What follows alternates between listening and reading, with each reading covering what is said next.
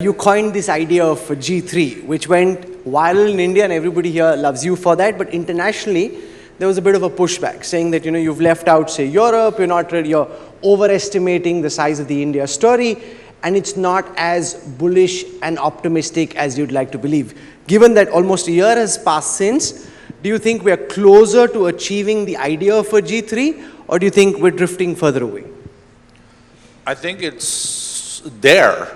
Because you have the US economy as the largest in the world, China number 2, and there is just now a question of months before India will take the role as the third largest economy in the world. Of course, you can have this notion of G3 that I coined.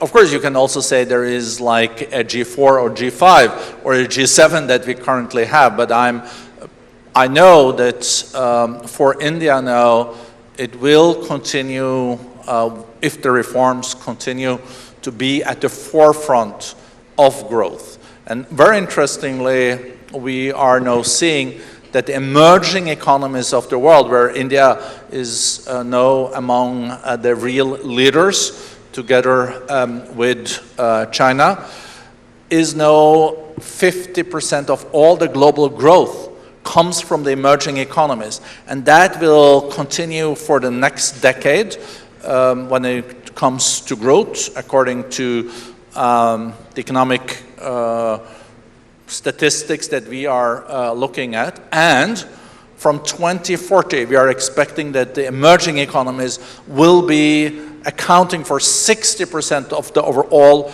global growth. So this is like a snowball, and a snowball is small at the beginning, but if it starts to roll, it gets bigger, and then it rolls faster. And that's India today. Wow. In case you didn't follow what Borge had said earlier, he said that the coming decade will be the decade of the G3, which is the United States, China, and India. The difference that I'm picking up from what you said last time to now is that you're saying that the G3 is already here. So it's not a concept that you'd explained as being the reality of the future. You're saying we're almost there, already there. That's the difference now. 10 years ago, India was the 10th largest economy in the world.